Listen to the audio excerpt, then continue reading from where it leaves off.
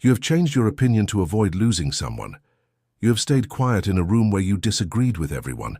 You have bought something, voted for something, or believed something, not because the evidence convinced you, but because the people you needed to remain close to already believed it. This is not weakness.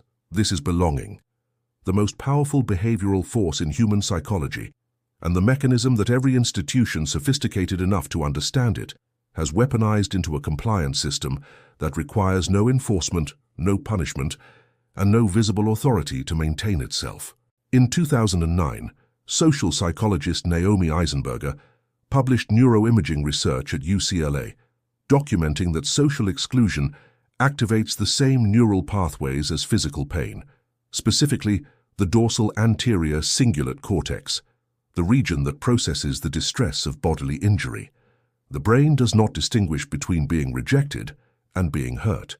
The threat of exclusion is processed as a survival threat because for the vast majority of human evolutionary history, exclusion from the social group was death.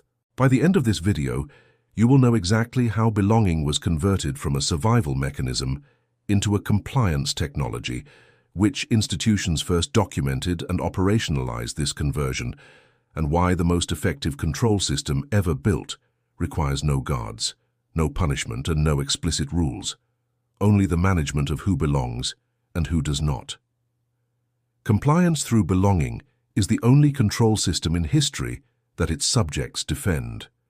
The neurological mechanism has a name: social pain overlap theory.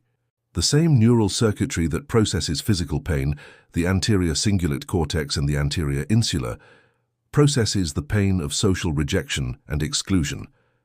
This overlap is not metaphorical, it is anatomical. The brain uses the same alarm system for a broken bone and a broken social bond. The evolutionary logic is straightforward. For a social species that survived through group cooperation, exclusion from the group was as immediately life-threatening as a physical injury. The neural system that motivated pain avoidance behavior generalized to social threat because the stakes were identical. What this means for behavioral control is precise. Any institution that can credibly threaten social exclusion has access to the same motivational force that physical pain avoidance provides. The institution does not need to harm the subject's body. It needs to control the subject's belonging status. The threat of exclusion produces the same neurological urgency as the threat of injury and produces compliance for the same reason. This is not a theoretical equivalence, it is an anatomical one. And every institution sophisticated enough to observe human behavior has eventually discovered it. The earliest documented systematic operationalization of belonging as a compliance technology is the excommunication system of the Catholic Church. Excommunication, the formal exclusion of a person from the community of the faithful, was not primarily a spiritual punishment in its operational deployment. It was a social technology. The excommunicated person was excluded not just from religious sacraments, but from the entire social infrastructure of medieval Christian society, from commerce, from legal standing, from marriage eligibility, from the basic social interactions that constituted daily life in a community organized around the Church's social framework. Excommunication was, in operational terms, the removal of belonging status from every social domain simultaneously. Medieval Church administrative records document that excommunication was most effective not as a punishment for committed violations, but as a credible threat that structured behavior before violations occurred. The threat of exclusion was the mechanism. The exclusion itself was the failure mode, the moment the technology's leverage was expended. The Church's documented administrative sophistication about excommunication included the explicit recognition that the threat's effectiveness depended on the social completeness of the exclusion. A partial exclusion, one that left the excommunicated person with access to some social domains, was proportionally less effective. The compliance technology required total belonging control to produce total behavioral compliance. This is the design principle that every subsequent institution using belonging as a compliance technology has reproduced. The more complete the institution's control over the subject's belonging status across social domains, the more complete its behavioral compliance leverage. The second major institutional development is the military honor system. Military honor cultures, documented across ancient Greek warrior societies, Roman legionary culture, Japanese samurai tradition, and European aristocratic military traditions, operationalized belonging through a specific mechanism, the assignment of honor and shame as social currency that determine belonging status within the warrior community. Military historian Azar Gat documented in his 2006 study, War in Human Civilization, that the military honor system was not a cultural accident or a romantic tradition. It was a precision behavioral technology, the assignment of belonging status to specific behaviors, courage, loyalty, obedience to command, and the removal of belonging status from other behaviors, cowardice, insubordination, desertion, created a compliance system that produced behavior under conditions where no external enforcement was possible. The soldier on a battlefield who faces death rather than retreat is not responding to punishment threat. External enforcement is not possible in the conditions of combat. The soldier is responding to the belonging threat, the social death of shame and dishonor that desertion would produce within the community that constitutes the soldier's entire social world. The military honor system is the belonging compliance technology in its most extreme operational context, producing behavior under conditions where physical survival and social belonging point in opposite directions, and social belonging wins. Here is where the belonging compliance analysis produces a precise diagnostic for contemporary institutional systems. The contemporary platform's belonging architecture is the most technically sophisticated implementation of the belonging compliance technology ever built, and the one most thoroughly obscured from the users it operates on. Wait, look at the structure again. The follower count is a belonging status indicator that is visible, quantified, and updated in real time.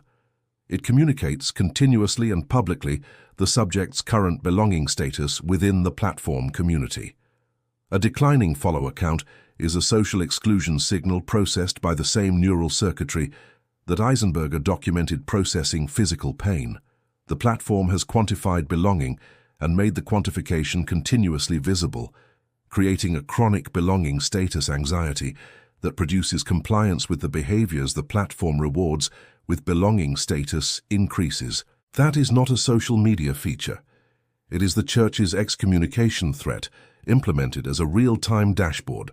The like system operates as a belonging status microsignal, a continuous stream of small belonging confirmations and exclusions that condition behavior through the same mechanism as the honor system's social currency, but at a frequency and granularity that no pre-digital institution could approach. Each like is a micro-belonging confirmation. Each absence of a like on content the subject expected to be confirmed is a micro-exclusion signal. The aggregate pattern of micro-signals produces chronic belonging calibration behavior, the continuous adjustment of expressed opinions, aesthetic choices, and behavioral displays toward the patterns that produce belonging confirmation. The content moderation system is the excommunication system.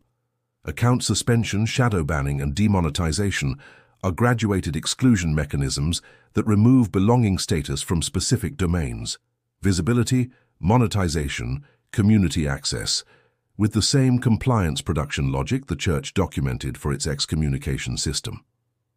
The graduated nature of platform exclusion reproduces the church's documented sophistication. Partial exclusions calibrate compliance pressure without expending the full leverage of total exclusion. The pattern does not stop there. The most sophisticated contemporary belonging compliance mechanism has no pre-digital institutional precedent. The social graph visibility control. Platform algorithms that determine whose content is visible to whom are, functionally, belonging status assignment systems. The algorithm determines which users' belonging confirmations are visible to which communities, controlling not just the subject's own belonging status, but the social environment within which belonging status is calibrated. A user whose content is algorithmically suppressed within their primary social community experiences a belonging status reduction that is more disorienting than explicit exclusion because it has no visible cause. The exclusion is invisible. The belonging reduction is real. The compliance pressure the reduction produces is identical to the pressure produced by explicit exclusion, but the subject cannot identify the mechanism producing it, which prevents the resistance that identifiable exclusion would invite. If this investigation is worth continuing, signal it. The algorithm reads that as a vote for independent analysis. Here is the applicable lens. The belonging compliance mechanism is most powerful when it is invisible, when the subject experiences belonging threat as a personal emotional reality rather than as a designed institutional pressure. The diagnostic question is this: when you last changed a behavior, an opinion, or an expressed position, was the primary driver of that change new evidence or new belonging threat? The answer requires honesty about the difference between updating a belief because the evidence changed and updating a behavior because the belonging calculation changed. These can feel identical from the inside. They are categorically different processes with categorically different relationships to truth. The counter-architecture is not social isolation. The belonging need is neurologically real and cannot be reasoned away. The counter-architecture is source diversification, maintaining belonging relationships across communities with sufficiently different norms that no single community can credibly threaten total belonging exclusion. The Church's excommunication was most effective in communities where the Church controlled all social domains. Its effectiveness declined in proportion to the availability of social domains outside Church control. The platform's belonging compliance leverage operates identically. It is strongest for users whose primary belonging relationships exist entirely within the platform community, and weakest for users who maintain substantial belonging relationships outside the platform's visibility and moderation control. The question is not whether belonging has been weaponized into a compliance mechanism. Eisenberger's neuroimaging research, the Church's excommunication documentation, Gat's military honor analysis, and the platform behavioral research all confirm that it has. The question is which institutions currently control your belonging status, and what behaviors they are using that control to produce. This investigation was produced with AI-assisted research tools and human editorial oversight. All claims are grounded in documented historical and institutional sources. Transparency is part of the methodology.